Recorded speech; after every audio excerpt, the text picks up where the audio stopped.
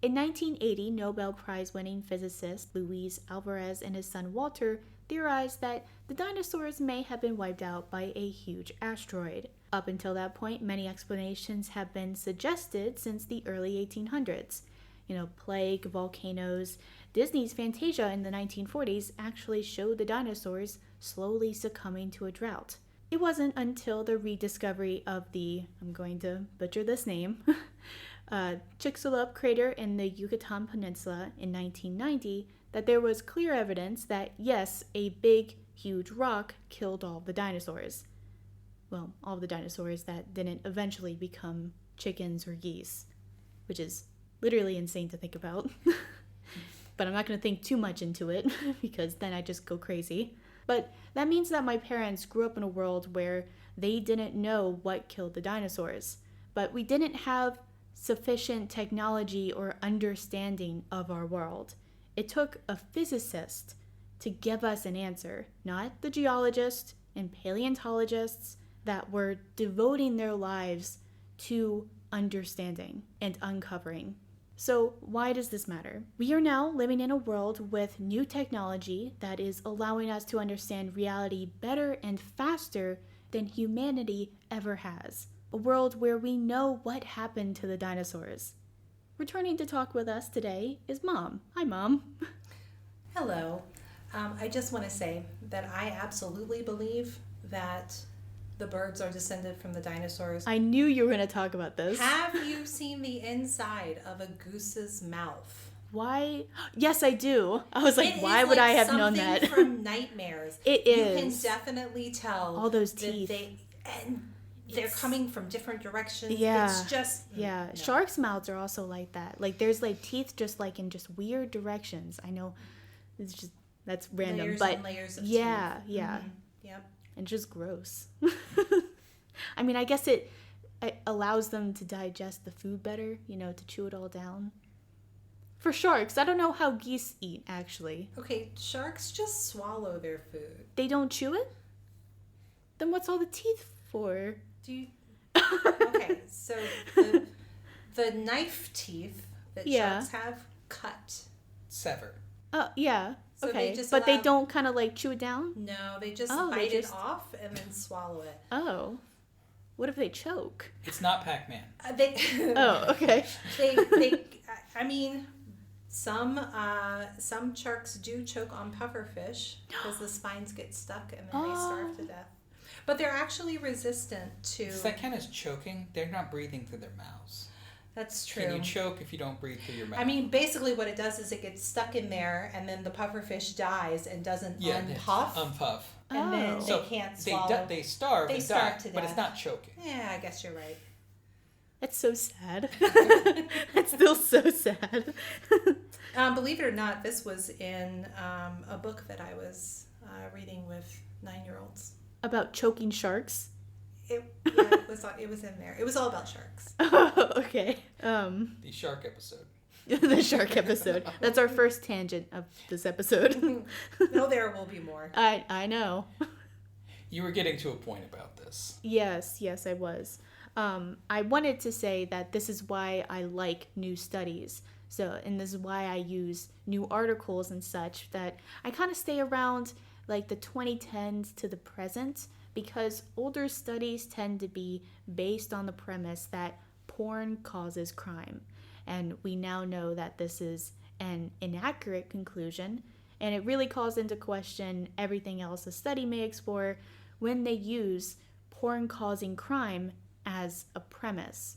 And so I do think that studies like this are becoming less common. The ones that are prejudiced against adult content? Yeah, but it's just slow as fuck.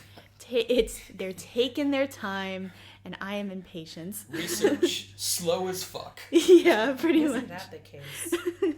But I don't think that's not just in the porn discipline. That is in every discipline. But this is what she's chosen to focus on. Yeah. So she's seeing a lot of that. It was funny when she first discovered Freud and she came to me about it, and I was just like, oh man, I don't know if I'm ready for this one. Oh no, definitely not. Mm-hmm. Mm-hmm. She's like, I have questions, and I'm like, oh man. And we're going to talk more about the research side, but I think yeah, you want later to get on. into the heart of your story. Yes. So the big point of today's podcast episode is to talk about Eric Cline, the Bronze Age collapse, and how all of this is related. But you guys actually know him, right? Yeah. Yeah, we do. We've met him a couple of times. Eric Cline, first of all, just so we know who he is, he's a professor of classical and ancient Near Eastern studies and of anthropology, and he's the director of the George Washington University Capitol Archaeological Institute. He's done decades of field work in archaeology, so he's not just an accomplished author, he's actually, he's got the street cred. Yeah, and it's all over the Mediterranean. Yeah. Yeah. He's had a busy life. Yeah. He has. And he has. We've met him and his wife, who recently passed, but I guess you'll talk about that in a little bit.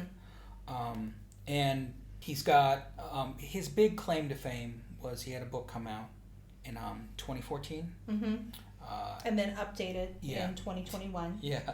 And basically, it was called 1177 BC, the year civilization collapsed, and it just went viral. And normally archaeology is something cool, like a lot of little boys and girls grow up, they want to be an astronaut or an archaeologist or these various... in Jurassic Park, I always wanted to be a paleontologist because of the two main characters being the paleontologists. And not all of us can grow up and realize that dream.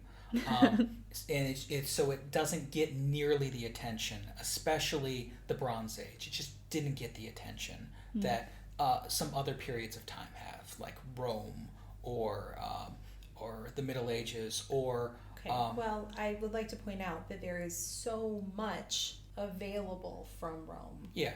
It's just, but there's still things get more attention. Yeah, that's true. The meme was how often do you think of the Roman Empire, not how often do you think of the Mycenaeans. Yeah. So. Well, I take issue with that meme, but we'll maybe talk about that later. I think that was part of the meme. It was like the guys were like weeping over it, and the girlfriends were like, "What the hell is wrong with you?" Yeah, that was basically it. Well, there was They're just like, you think about this like every day. I will say there was a thing like, what's your Roman Empire? Yes. I couldn't figure out what my Roman Empire was because I think about so many things. That's how I saw it. I was like, oh, I can't really pinpoint one thing that I focus on. Yeah. I guess I could probably say something about my day job, but honestly, it's... But like a Roman Empire in that kind of sense. It's not your day job, right? Yeah. It's more like, oh, I think about how geese have teeth. Like that's your Roman. God. That sounds like a horrible Roman Empire to have. Right. That's why I was like, I'm not going to go fuel. into how dinosaurs are chickens and geese. It's just scary to think about. So, Eric Cline will talk about when he was in school, he was taught, as were most people who learned about the Bronze Age collapse over the last almost 2 centuries, was that it was the sea people. That was the cause of the Bronze Age collapse. Marauding hordes from the sea. And it wasn't until 1966 when Rhys Carpenter suggested that the Mycenaean civilization could have fallen from a prolonged drought was a climatological, idea even considered. And unfortunately, meteorologists came hard on that idea, and they really they were not kind. How bad did the meteorologists come down on him? Well, Peter Cunningham in 1989, when he was speaking to the Royal Society, said, when Rhys Carpenter first published his Discontinuity in Greek Civilization in 1966, suggesting climatic reasons for the disasters attendant upon the end of the late Bronze Age in the Mediterranean, specifically a northward shift in winds, which now desiccate the Sahara, so that they desiccated instead Crete, the Peloponnese, and Anatolia. He was roundly condemned by the meteorologists, with the exception of Professor Reed Bryson, who did the only logical thing, assign the topic to a graduate student, David Donnelly. What Donnelly found in his dissertation summarized succinctly and neatly in an apologetic article in Antiquity called Drought and the Decline of Mycenae that came out in 1974. It looked at winter weather pattern from 1954 to 1955, and the conclusion was, yeah, this could be possible, and we probably need more information.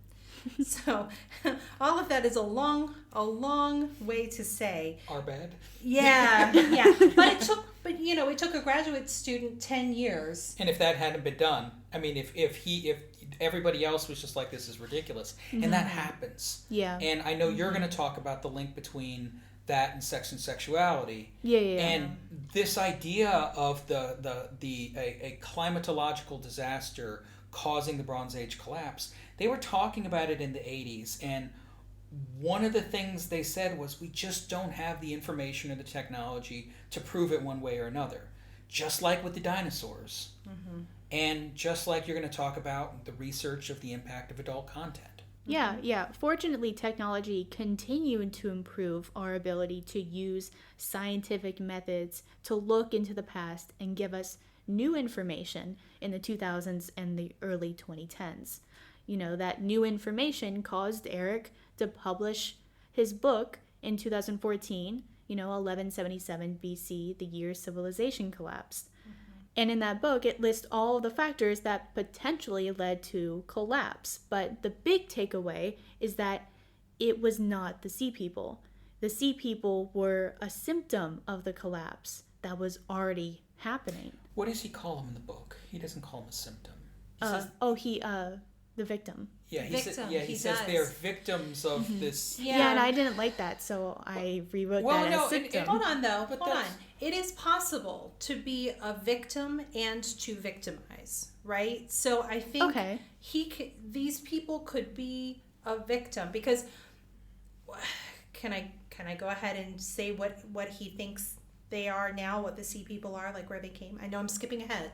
I don't like when he says where they came from, because I don't like how he uses the names to say, oh, maybe they come from here or there. Show me some DNA evidence and I'll be happy with that. Well, and he does talk about the DNA evidence. Eventually. But he also talks about how few samples there are and how... But it looks like most of the sea people came from the sort of northwest Mediterranean. If there were sea people. Yeah, I really don't like that word, sea people. Because, I'm stupid and I just think of mermaids. And so sea people... hold on, so... Yeah, they're just in the sea. Do you think about them in the sea? Yes. How is that dangerous? If they were in boats, they would be boat people. Ursula was pretty dangerous. Okay, but we already... Ursula was dangerous. She was huge, too, at the end. And Triton's pretty dangerous, too, if you get on his bad side. And boat people are a whole different group of people. Well, but once again, I think it's that otherization, and that's always dangerous. Mm-hmm. Yeah, to be always fair, afraid to get your soul taken. So we should. The whole thing about the sea people is, it was a theory made up by this French guy, Emmanuel de Roche, in 1855. That marauding sea people ended the Bronze Age. Right. So nobody from the Bronze Age, of the few records we have, the Ramses the Third. Sure. There's the one letter on from his the funerary. Hittites. He actually calls them by names. The Hittites and the Ugarit. Yeah. They talk about the enemy, but they don't say specifically who the enemy is. Right. Yeah. And we have all Not of frustrating these at all. burned and destroyed cities, which show it was humans doing it. To be fair, maybe they didn't know who the enemy was. It's not like you're like, can you pause and tell me who you are? The bigger problem is some of the sites that were excavated, there were people that wanted to perpetuate a narrative. Just like there are people that, like you said before, that want to perpetuate that porn causes violence. There were people that wanted to perpetuate a narrative of these marauders. But when you looked at how the cities were destroyed, and Eric talks about this, the cities looked like they were destroyed in the way that we see with revolution, not with external forces. Yeah. So I feel like this is one of those cases where if all you have is a hammer, everything looks like a nail. Oh. When all you have is a racist idea, everything looks like sea people. Yep. Or the other. The other. Yeah. Right? Yeah. So it's got to be the other. It can't possibly be anything happening around us. It's got to be this external force. Yeah. Well, I think we do that because we want to have this idea that we as humans have agency. Sure. So as opposed to this being completely out of our hands, some type of climatological crisis where we're just done, we're going to blame it on the other. And they're the ones that are waiting out there to destroy civilization. This isn't out of our hands. This isn't out of our control. Because it's easy to point fingers. So, yeah. And I mean, is that egotistical and racist? I'm not saying that we tend to be egotistical and racist. You know, it's just that it's that whole lizard brain thing again. Okay, so just as we will have desires and predispositions, we may be predisposed to see and expect certain things. It's like how we see faces and things. Yeah, yeah. Where it's not a face, but we're just... Speaking of which, I think there's one in our shower. What? Okay, I don't even know what that means. The little thing that hangs the door, I swear it looks like an upside down robot face. Every time I take a shower, I feel like it's staring at me. That's so creepy. It really is. I don't even know. We got to take the whole door down now. Obviously. Yeah, I mean, you can't have that staring at you. I do sometimes put a washcloth over it. Oh my god, really? Yes. I mean, okay. So, All right. Anyway. the reason why we're talking about this today is that Eric's new book's coming out today. Yes. Yeah, it's new and one. we're not sponsored. Yeah. This is just us talking about this Yeah, thing. because it's just an interesting thing that And the you whole were the one who family wanted is... to do this, and we were like, sure, whatever. It'll Well, be fun. yeah. You've seen the graphic novel, right? I've seen little things about Well, it. that yes. comes out today, too. Yeah. So that's the graphic novel of his first book. Well, 1177. He's written a lot of book. Like, we've read Well, I know, but we haven't Armageddon. mentioned the others. We've read Three Stones Make a Wall, which you did not like. I did not like. 3 stone makes a wall. Three Stones Make a Wall. I mean- I guess it's an archaeologist, like... Remember we were looking at Phrase. ruins? I and- feel like 4 stones would make a wall. Hold on. Remember we were looking at ruins, and you were like, oh, why is it always the foundations that they have for the ruins? And I'm like, 'cause that's all that's left. Well, because it just looks silly. That's all that's There's just left. like little squares everywhere. Yes, there's a reason. It's destroyed. It's buried. It's gone. It's awful. It's so. And sometimes you only have 3 stones left, and you have to realize, oh, this was a whole wall. And that was the point of the book. But it was definitely less exciting than, the collapse of civilization and the loss of language in some places for 400 years. Yeah. Written language. Yeah. So. Well, the graphic novel makes it even more exciting. I like the pictures. The pictures are nice. Yes. Makes So- it easier to understand. I know it sounds like I'm being kind of facetious here, but I do mean it. The actual artist that did the book, she did an excellent job. There was all this new research that came out. Yeah. That Oh, yeah, you were talking. Yeah. So, and he even mentions that. and one thing we need to give him credit because he doesn't take credit for. Right. The surge of research Yeah, that came out. he wrote this book, and it brought all of this attention to archaeology, especially archaeology of the Near East and the Mediterranean in the late Bronze Age, early Iron Age. And so there was so much more research that happened because of that. And even if there was existing research, that research got a lot more attention. And when you get more attention, you get more money. When you get more money, you get more research. So we started seeing so much climatological data, so much DNA evidence. And he created a revised edition, which you mentioned. When did it come out? 2021? Yeah. Yeah. And 10 years. in or it, 7 years later. before he was like, okay, was it climate change? Was it earthquakes? Was it all of these factors, the breakdown of international trade? And the answer seems to be the first big domino was absolutely this climatological collapse, where they now see that there were Mycenae and Anatolia had 300 and 400 year long droughts. Can I pause here and say that I have an issue with the terminology? You can always say you have an issue with the Okay. terminology. So the scientists call any drought that lasts more than 6 months a long-term drought. The problem is that they're using that also for these 300 and 400 year droughts. Yeah, we need a better word. So I do Like feel an like extreme well, something. drought. Or how Okay. about just Or like- climate change? so the problem Well, I mean, is that's- the problem is this that this idea of extravagant. this idea of long-term climatological shifts is a newer concept in the last really less than 100 years. And because of that, we know so much more about it, but it is also, the phrase itself is very, very politicized. So Sure. if Annie put climate change in the title of this podcast, people are going to react to the title politically without even listening to it. Yeah. That's what happened when she did a podcast on unrealistic body shape.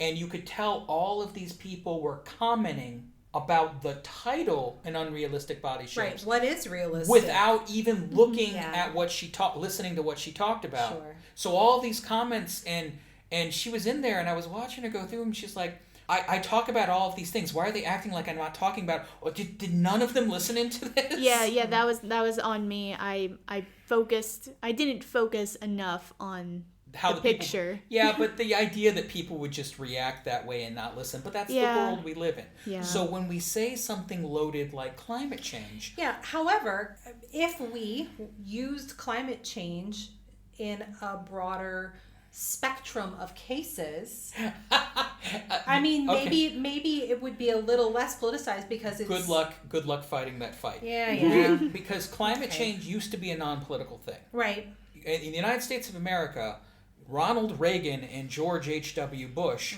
were responsible in many ways for the first climate change initiatives to fight climate change. That's before the oil companies got involved and it became a divisive political thing. Yeah. The hole in the ozone layer, we have to give credit to Ronald Reagan to help make that not be a thing anymore. He doesn't get all of the credit, but if he had been against it and he had stood in the way of it, I don't think we get to where we are today. I do remember that my parents made me switch from aerosol hairspray to pump hairspray because they were concerned about my contribution Oh wow. as a 10-year-old or 11-year-old spraying my bangs. It's like the plastic straw thing.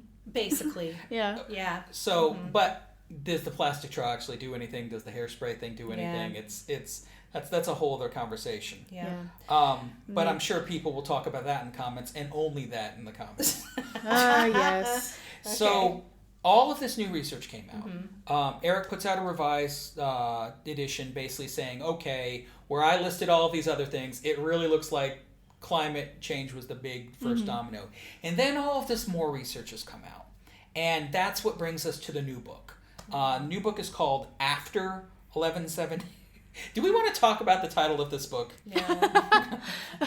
We can, because it's like, do you just call it after? It was originally going to be called like 1176. Yeah. Because it would be like implying it was after. Yeah. But I'm sure that there was some like book publisher who was like, no, people aren't, because when you look at it on a shelf, 1176 BC will come before 1177 so the people on BC. the shelf, like the librarians will put it wrong. Well, It wouldn't be wrong. it's wrong according to their classification system because we just count down in BCE versus CE. So And- people wouldn't understand. So there would be a subsection of people who would not understand if they pulled 1176 that they were getting the second book. But if it And then says would be angry and leave negative reviews. But if it says after 1177, alphabetically, it will come after 1177. Correct. So I just thought that was funny. And I'm more amused by that than you are. And well, that's usually the case. Wow. And so what's come now is all of this new research and new ideas. And he's basically coming out and saying it wasn't really the collapse that we think it was, and there wasn't so much a dark age that came after this. Every country, every civilization was different. Every civilization responded differently, and we'll talk more about that in a little bit. I think when you draw, because I think you want to get back to your stuff and talk about how this matters to sex research. Yeah, well, yeah, I did want to talk about the 1970s, 1980s, about this research about porn and its violence. And draw kind of a comparison. Yeah, okay. So I have here kind of like a little timeline of things that brought about the surge of research about sex and sexuality in relation to violence and porn and sex crimes. And so it really starts in 1970 with the President's Commission on Obscenity and Pornography. And they basically recommended a bunch of things. like how sex education should be taught and how research should be funded into the effects of pornography and the restriction of children's access to pornography, but actually against the restriction of pornography for adults, and found that obscenity and pornography were not important social problems, and that there was no evidence that exposure to such material was harmful to individuals, and that current legal and policy initiatives were more likely to cause problems than to solve them.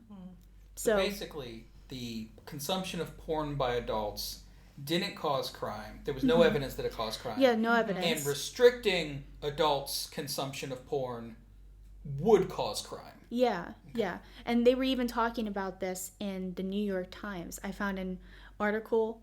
Well, it's not... What are the things in newspapers? They're like columns? What? Okay. What are these newspaper things you speak of? Tell us your old-timey ways. A column in a newspaper in 1977. What? Shut up. Up and down a mountain.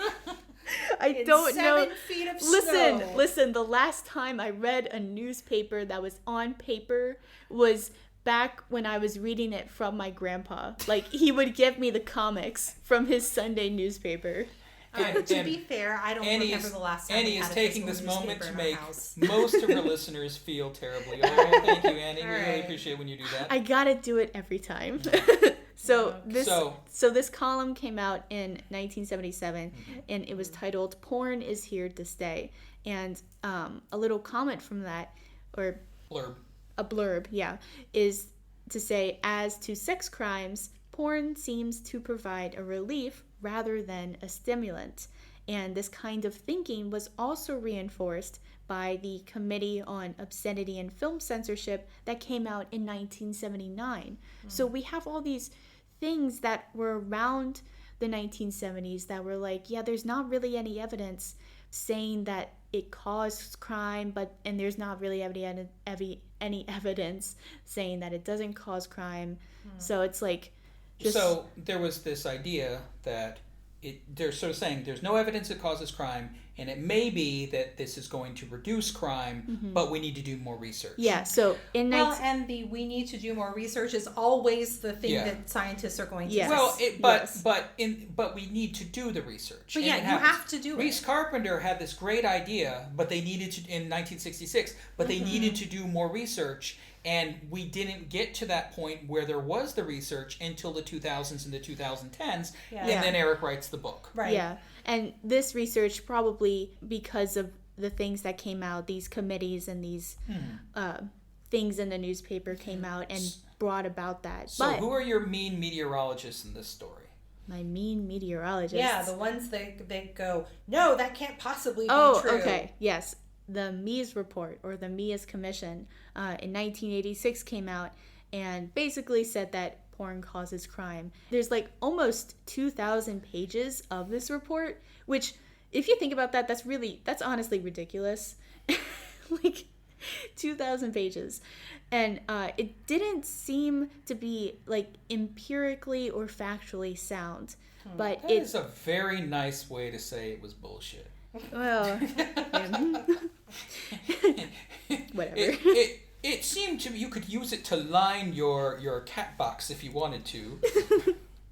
But it still influences both the private and public sectors, as well as the political right and the political left. And it was so influential because it offered people who did see adult content as the cause of increased sex crimes as like a thing to point to, and essentially double down on their argument. And I think we do need to point out that you're not saying that the censorship against pornography initiatives are being made equally by the right and the left. You're just saying that we see pushes from both the right and the left. They're different arguments. They're different pushes, but they're still not equally, but you will see agitation. Yeah. Just like you have attacks yourself from the right and the left. Oh, yeah. all the time. But, then we see things like this with Visa and MasterCard, where they're making bad decisions based on bad information. And so they're acting like this from a flawed understanding. There's actually a study that came out as retaliation against the Meese Report. It's called The Study of Aggressive Pornography, the Vicissitudes of Relevance. That came out in 1987.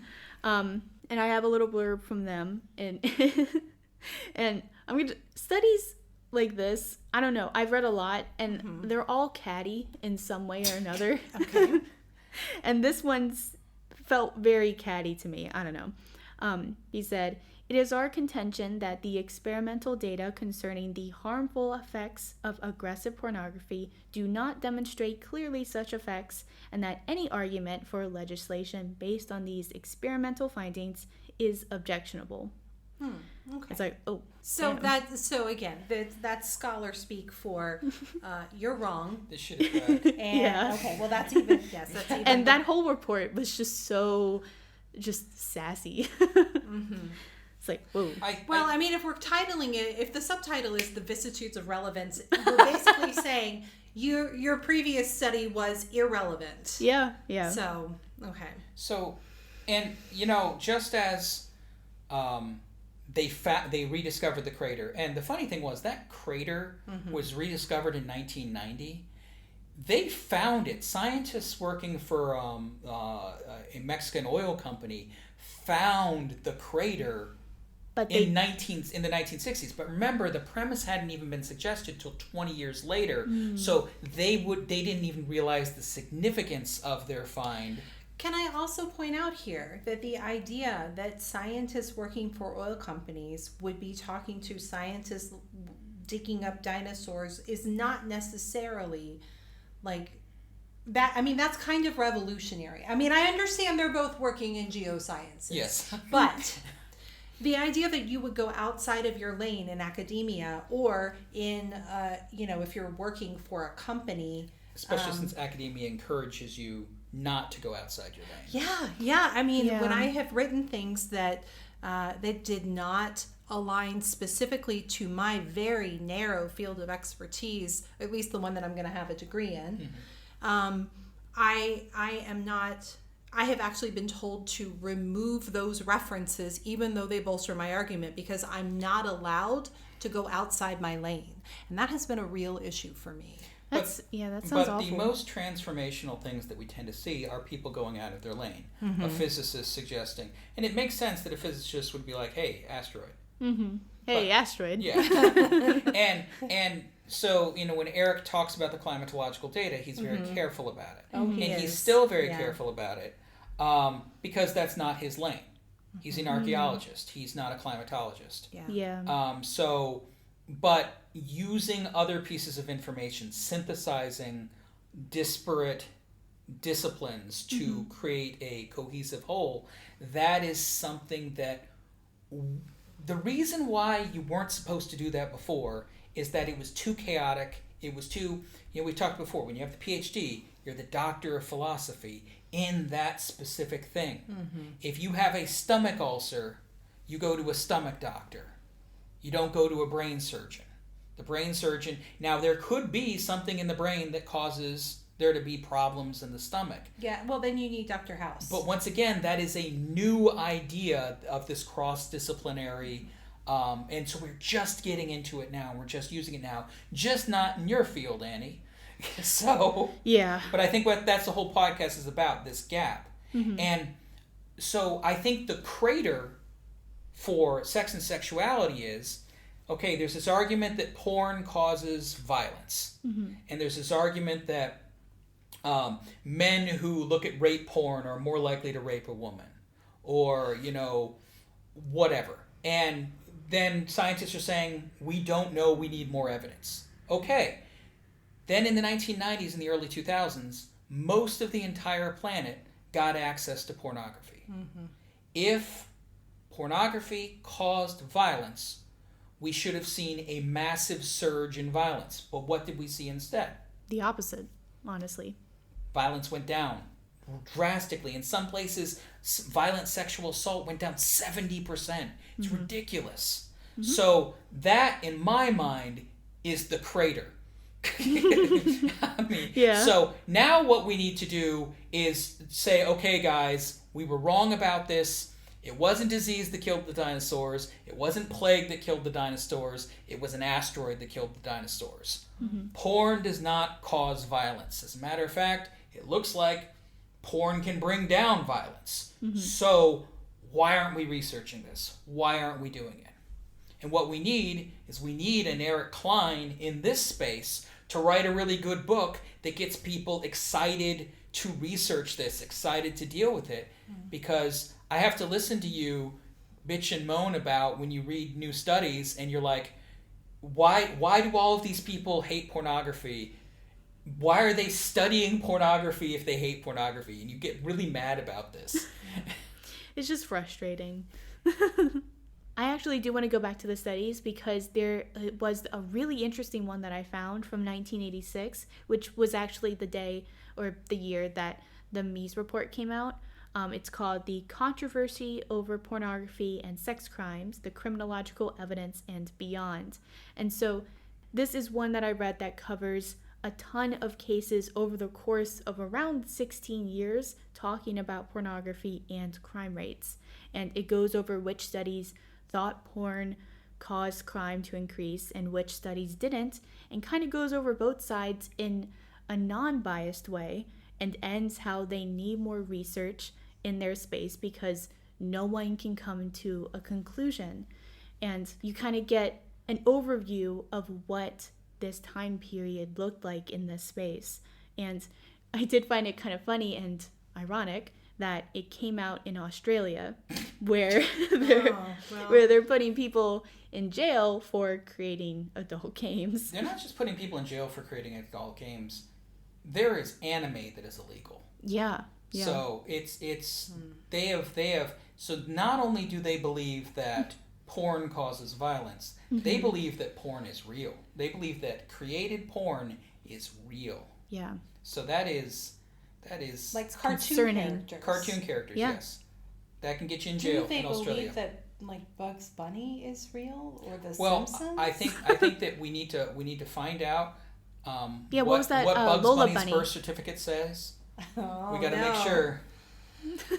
Yeah, I just clicked on the abstract of that study that you mentioned, and one of the lines, it actually states right here that they found that availability of pornography is unrelated to reports of rape, and evidence points to a decline in certain types of sexual violence. So, why am I always on the side of like the institution? Okay, so the argument that is made by these institutions is that, okay, even if this bad thing happens less, we are doing and if pornography is going to reduce violence. If we are doing crime to commit to make pornography, if we are breaking the law to make pornography, because live actor pornography has a sordid history with human trafficking and all sorts of other stuff. Yeah, that's why I don't cover games with live pornography. So, and that doesn't mean that all live actor pornography is not, we're not getting into that. But it's so muddled that I can't really take the chance. So what they're saying is, even if that is bringing down crime, we are creating crime in the first place. How much crime are we creating in the first place? Well, the answer that we now know is it's reducing crime and it's not increasing crime. And if we can create safe and healthy outlets for humans for their sex and sexuality, if we can create those outlets and we're not harming other people to do it in the process, that might be something we want to explore. Because definitely up to a certain point, I can see how many of those actors and actresses in adult content are actually willing. And that's a whole... We've talked about that before. People feel very strongly about this. So let's not go down that road again. Yeah. Okay. This seems to be a pattern with humans. We have ideas, good scientists say we just don't have the evidence one way or another, and then bad scientists don't show that level of intellectual honesty and we get flawed answers. Once technology improves to the point where we can get the answers, sometimes the bad information can keep new research from getting done. If Eric Cline doesn't write his 1177, how much new research doesn't get done? Do most people still think it's a marauding Horde? Horde. Marauding horde. Marauding hode. I think it should be a Hoes. I think it should be a marauding hoe. Marauding hoes. There is a lot of raping. Yeah, that's true. Do most people still think it's a marauding horde of sea people? Without Luis Walter Alvarez and his son, would there be stupid shows on the History Channel talking about how aliens killed the dinosaurs? I mean, that would be an awesome movie, but I think you get my point. Yeah, and it would star the guy with the big hair. What guy? Aliens. The aliens meme guy. Oh, aliens. Yeah. He's crazy. I watched that episode, and it's literally insane. I didn't believe it. There's more than one episode, first of all. Really? I only watched... He's around for he's been around for like a decade making shows. Oh. Okay. Oh, wait. But he's like the... Is he the producer? No, but he's just like an idiot guest, an expert that you bring on. An idiot guest. Oh, no. But like you said earlier, we need an Eric Cline in adult content to get people talking about and generating excitement. And that way we can see more attention and more research in our space. We desperately need that because the people making the decisions about this space are basing those decisions on deeply flawed information that will cause more crime and sexual violence. Like the Australians. Yeah, like the Australians. And once we can get there, we'll all be able to have better conversations about what the safe and healthy exploration of sex and sexuality actually means.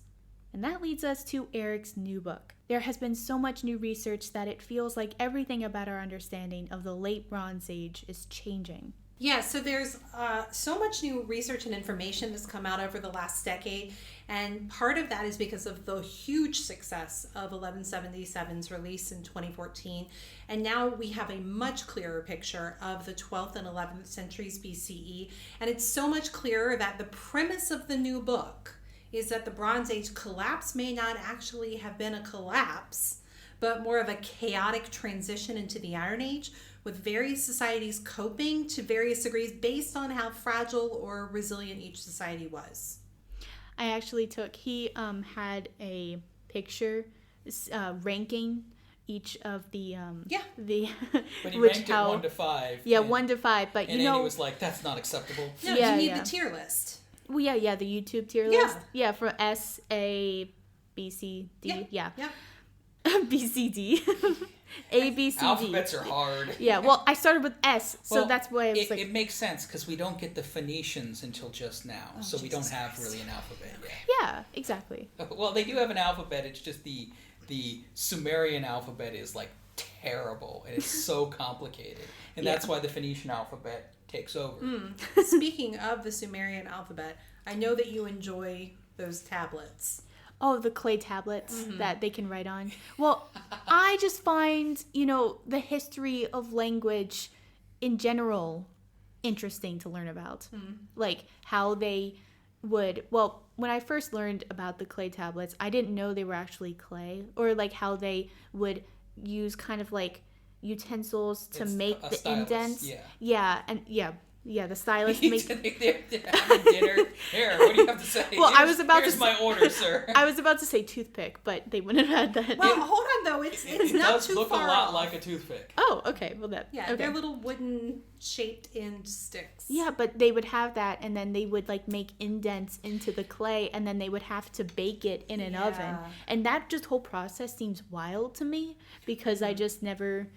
I have a phone. Hold on, but so it's because isn't it because you were thinking that it was more like a hammer and chisel on stone? Like you weren't thinking of it as wet clay to start with? No, I wasn't, because I was thinking of like, like you have like the chisel. When the you chisel live and in then the the Fertile hammer. Crescent, Yeah. oh my God, when you live in the Fertile Crescent, there's a lot of clay. There is. That's pretty And the much reason your why primary building clay material. tablets work so great is if you make a mistake or something, you can just smear it and redo it.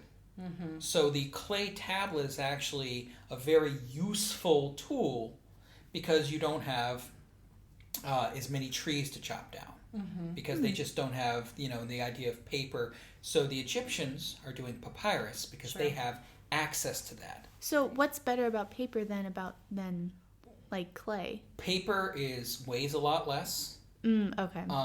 And it is more versatile than clay. That's because true. you are basically dyeing the paper with your whatever you're doing with. So But then what if you make a mistake? well, if you're making a mistake, it's more costly then, and there are pros and cons to anything. I mean, if you think about how we get our paper, it's a huge industrialized system Yeah. That causes a lot of pollution and uses a lot of resources. Yeah. And it only works because of a highly developed system of Infrastructure. trade, Yeah. which these Bronze Age people have. There have been like very few times in history where we have really highly developed international trade.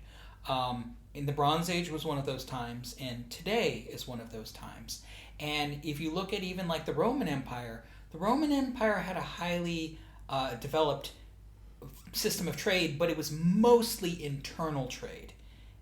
There was external trade, but there wasn't like the level of external trade that we see in the Bronze Age or we see now. Hold on, that was just because they were gobbling up all of the other places they would have traded with. Or I do not think that they saw the value in international trade.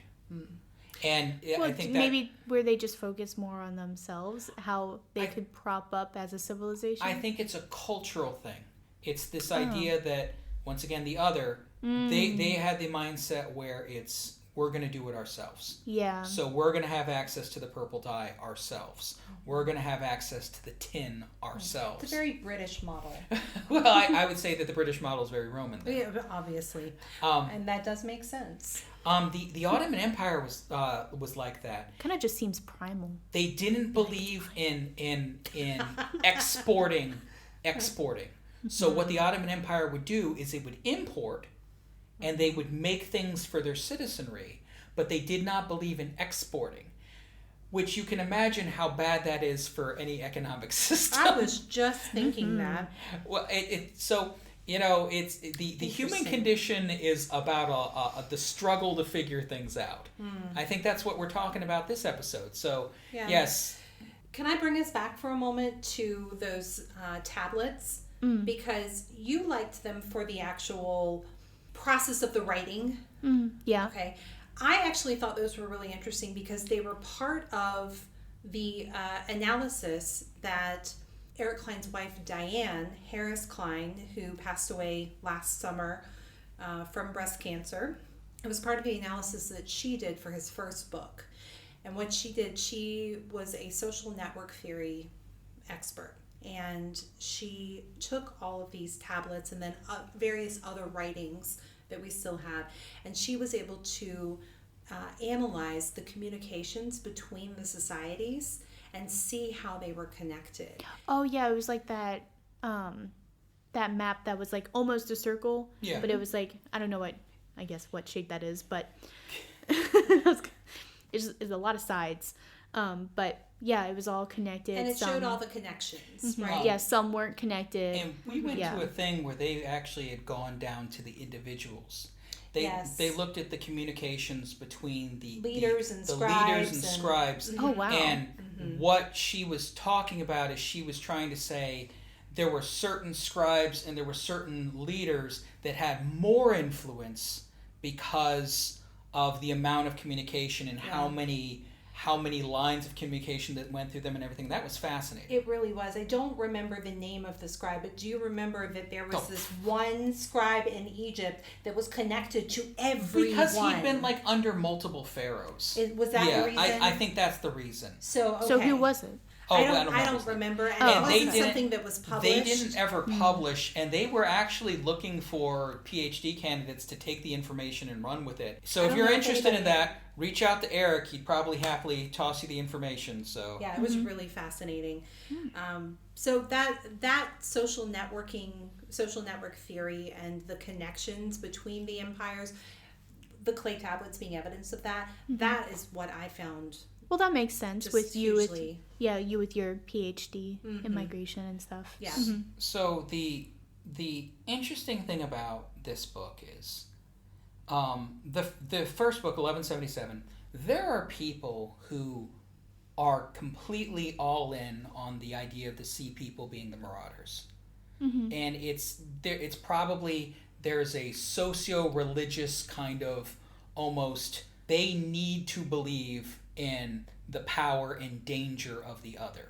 And so by showing pretty conclusively that it was not the sea people, we've seen in person people get upset about this. Like literally their identity is tied to this. And so this new premise that there wasn't a dark age after the Bronze Age collapse, and maybe we shouldn't call it a collapse. I gotta admit, that makes me uncomfortable. I understand what he's trying to say. I understand that he's trying to say the Mycenaeans are gone. The Hittites are gone. The Assyrians eventually build, at the time, the largest empire the world has ever seen. Yeah, but it takes 400 years before they have written language again. Well, the Greeks have written language again. But even then, he's saying it may have only been 100 years. Because he's saying that the Phoenician sailors are coming in. So, and while we don't have evidence of written language 100 years after this collapse in Greece, he's proposing that, and maybe we'll find evidence of that. Well, that's true. I mean, because we keep finding new evidence, so I don't know. Maybe it's possible. So I'm sort of warming to this idea, even though it makes me feel very uncomfortable. I feel like that there is a motivation, a modern motivation, to not see collapse as devastating, because by all indications, our planet is moving towards collapse. Well, Eric says that in all of his more recent lectures that he sees there's a parallel. Yeah, he sees parallels in the time leading up to the Bronze Age and the time that we're in now. And I understand that it is very comforting to tell people who could be on the verge of collapse that collapse isn't that bad. Don't worry about it, guys. It'll be okay. Here's a cookie. I know you like cookies. I do like cookies. But yeah. Do you like collapse? I do, but I don't want it to happen to me. She's like, I really like zombie stuff. Like 2012. I like that kind of stuff. That was a terrible movie. Whatever. I found it interesting. I liked it. God. Yeah, it was stupid. You probably like World War Z too. I do. The one with what's Brad his? Pitt. Yeah, Brad Pitt. Yeah. What was Tom Cruise in? Tom Cruise was in the time War travel of the Worlds. He was also in the time travel Sky one against the aliens, where he goes back in time. Okay, and he's the same Oh, day. I hated that one. But I also hate Tom Cruise. Oh man. So it also. I think that's a generational thing. Yeah. We shouldn't call him little guy. We'll get sued. Okay. Yeah, but we have South Park for that. Yeah, pretty much. So I think that there are a lot of new conclusions, and the way the book is laid out is he goes to each region. So he looks at Anatolia, he looks at the Levant, he looks at Egypt, he looks at Greece, and he talks about what happens, what the after is, what the downward slope is, because it is a downward slope. Some of these places lose 50%, 70% of their population. That's huge. That's Roman Empire huge. Because we don't know what the change in life expectancy is like we do from the Roman Empire. Because like you said, we have a lot more evidence of what happened with the decline of Rome. Right. Where the Bronze Age collapse, we thought these places were made up. Yeah. until Troy was rediscovered, until Mycenae was rediscovered, we thought they were made up. And then they found Ashurbanipal's library, and they're like, the Sumerians, who are these people? What's going on here? What's all this stuff? Yeah, and that was really just over 200 years ago. So, I mean, the fact that we've really only known that these societies existed for a couple hundred years is pretty amazing. And he even says that we're going to have to continue researching, right? So he's not saying, oh, now I've written the book and this is it. Oh no, he's saying that this is third wave of archaeology. Yeah. Of exact and life sciences. Yeah, it's and so sex and sexuality, you're saying, should be part of that third wave. Yeah, definitely. Especially since it's going to lower crime, so hopefully we don't eat each other like the Assyrians. That would be preferable. Well, that we don't eat each other. Unless you're pro-Assyrian, then it's okay. Oh. Okay. No. I don't know why I said okay. No. We should the not Assyrians eat people. are so terrifying. The Phoenicians are like, we're going to Africa. We'll see you later. And that's how we get Carthage. It's like, yo, man, I'm out. I'm taking my boats and I'm going home. My alphabet. Yes, taking my boats and my alphabet. Supposedly they may have made it all the way to Britain, which is just crazy. What? In these tiny ass leaky boats. There's Phoenician artifacts. Artifacts or inscriptions or something in southern England, I guess. Oh, and wow. So, even if they didn't make it that far, their influence absolutely did. Mm-hmm. Yeah. My favorite story, which we can't prove, is how the Egyptians may have hired the Phoenicians to sail around Africa. And what do you mean hired? Because they were the sailors. So they shoot basically down the Red Sea, around Africa, and through the Pillars of Hercules back into the Mediterranean. Mm-hmm. Oh, wow. Because the Phoenicians were like, oh yeah, the world ends at the Pillars of Hercules. But anyways, they hired him to do it. Oh, and yes. supposedly the biggest piece of evidence that would lead to this may happen is how they talk about the sun comes from a different direction. Which you only notice that when you've gone across the equator. Mm. So were they actually the first one to go? We have no idea, and we have no evidence, and there's no way to prove it. But it is a fascinating story. Why don't we have a movie about that? But what I really want to see a movie about is the 10,000.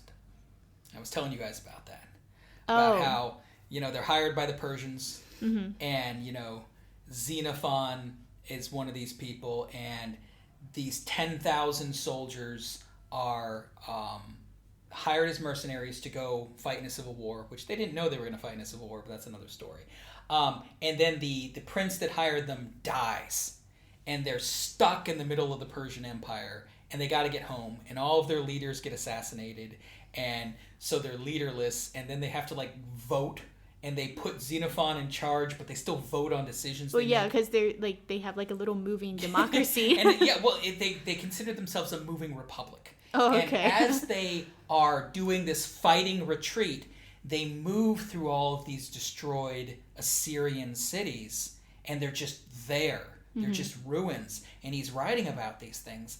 And I guess we just dismissed this recollection until we rediscovered all of these things previous, which I just think is incredible. I want to see that movie. Oh yeah, that's what we need. Another movie about war. Well, to be fair, it has been remade into one of your least favorite movies, The Warriors, the New York City gangs that you absolutely hate. Gangs of New York? No, you do this every time. What? The Warriors. The Warriors from the late 70s. To be fair, I hate most movies from the late 70s. Anyways, they are an acquired taste. It's about this they gang. Really are. It's about this gang from Coney Island that goes. Oh, that one. You're right. I do hate that. He brought up Coney Island. It's like Coney Island. I hate that. Oh man, but that's basically this because they're trapped and their leader is assassinated, and then they have to fight their way back to home. And that sounds awful. Oh, okay. So. I feel like the movie about the, what was it, 10,000? Yeah. I think it would just be a lot of walking. Like it would be, They have Lord of the Rings. yeah. Oh, I guess so. Destroyed civilizations and ruins, people betraying you all the time, an evil empire that you're fighting against. Yeah, You know, right, okay, yeah. It's already been made. We don't need to do it again. Oh, because we never remake movies. We don't remake them well.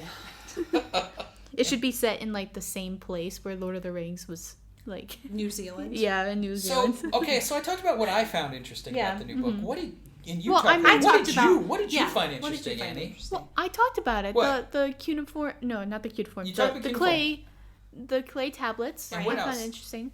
Well, I mean, we talked about earlier how it was like there's a graphic adaptation of his first 1177 book is releasing. And I mean, I thought that's pretty cool. It makes a book, in my opinion, more enjoyable to read because I'm a visual learner. But I mean, I think it's also good because he's reaching a new audience that would have otherwise not read his book, especially children. I mean, it makes me think of the graphic books that came out of the Bible that I used to read. And he has done some biblical scholarship, so I guess that's not that far astray. So. Yeah, but it reaches that audience that otherwise would have, like, because his book is it's interesting, but like it's a lot. Like it's very it's dense. Yeah, it's scholarly. Scholarly. Scholarly. It's not even. It's pop scholarship. I guess, yeah. I'm so used to reading like old, like, because I had to read old things for this. So now I'm like, because they have like a very old way of talking, you know, like 1970s way of talking. Old timey. I know. With their monocles. Well, it's just how they phrase things.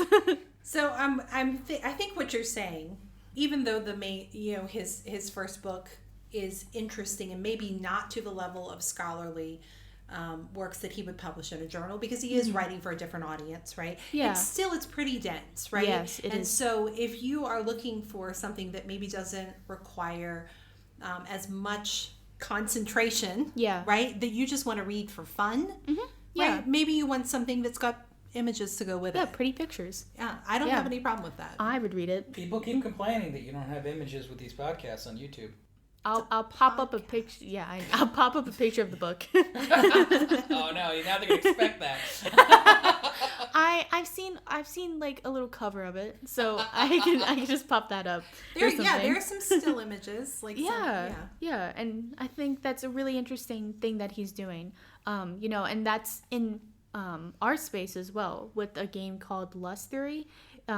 They're creating a new game on Unreal 5. And it's based on the game that they made in Ren'Py, but it did really well. So they were just like, "Oh well, why don't we make this game in Unreal 5?" Yeah, basically.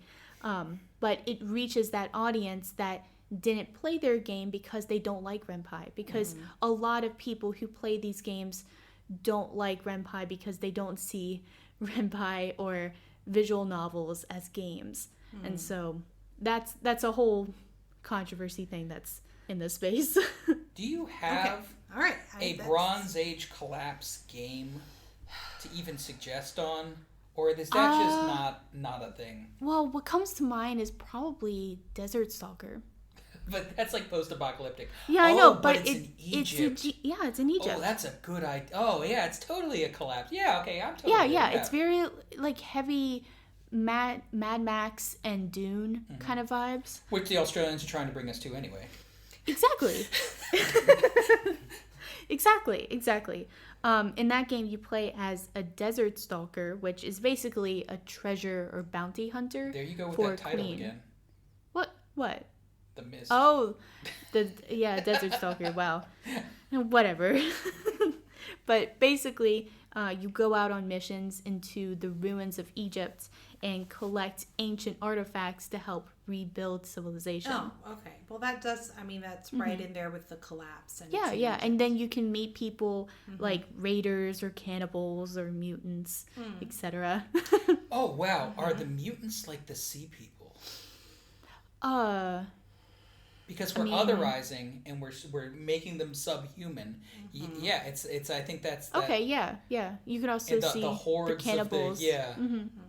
I guess in Fallout it'd be like the Raiders. The Raiders are the sea people. Yeah, the raiders in this game are pretty much human. They're humans that have like this drug that, oh my god, they're the people in Dune that have those eyes. What are they called? The Fremens? The Fremen. Yeah, the Fremen. They're the Fremen. Okay. Just think of them as that. And I mean, Dune is about ecological collapse and the precarious balance that we have with everything else. Even though I don't think it was meant to be. I think it kind of grew into that. Yeah.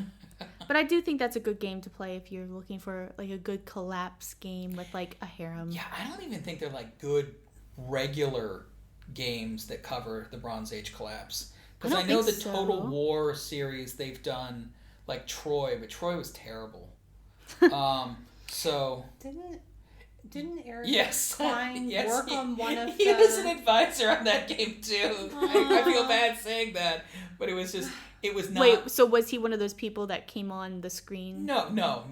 You want to make sure you have historical Well, you want to pretend that you're making sure that you have historical accuracy. So you hire scholars. So you hire people to do it, so you can be like, oh, look what we've done, and you still screw things up and you still mess things up. It's hard. Yeah. So one of the other things I actually really liked was the Bimetallic Knives. And they're basically knives that have like an iron spine pointy part. Blade? What? I don't know the anatomy of knives. It's the pointy. It's the blade. Yeah, the blade. The pointy end you stick in people. Yeah. And it was iron, and then you had the handle, which was bronze. So the fancy part. Okay, was let me bring the audience into that. So, okay. Right around the time of the decline, in order to make bronze, you need 90% copper and 10% tin. There's a way to use arsenic for it. We're not going to talk about that. So you need arsenic. Yeah. Sorry. Yeah. And that's exactly why you don't bronze use made from arsenic looks really cool too. You go but look it at also a picture. kills you. Well, arsenic is very toxic. So people can't get the tin anymore, especially people like on Cyprus who were mining most of the copper that was being traded around the Mediterranean. And so what we see in Cyprus is we see these bimetallic tools and weapons.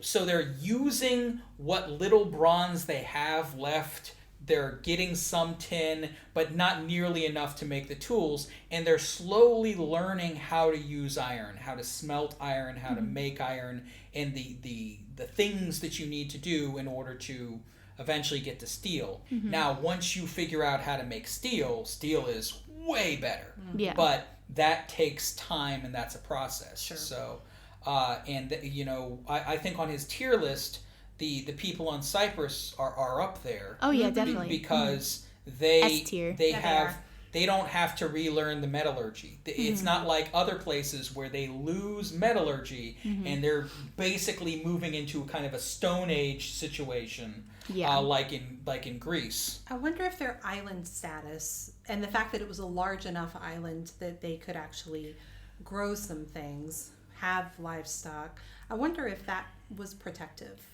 Well, the funny thing about that is the people who want to ride or die on the sea people, all of their rationale and justification is, well, Assyria and Babylon were far from the sea, so that's why they did better, and Egypt could get away from the sea, and that's why they did better. Their whole reality is shaped upon the marauding hordes and the danger of the marauding hordes, and it shapes their real-life politics today in a lot of cases. But if that was the case, how is Cyprus thriving? Right. Because it would have been completely wrecked. It would have been completely in wrecked. the line of fire every single time. And we do see some places get completely wrecked. Like there are early Iron Age Greek towns where they're like hidden in the mountains to get away from marauders. Yeah. So it wasn't that marauding didn't happen. Sure. But it wasn't this. It was once again the symptom, not the cause. Yeah. And it seems to be much more complicated than anybody has thought previously. Just like sex and sexuality is much more complicated.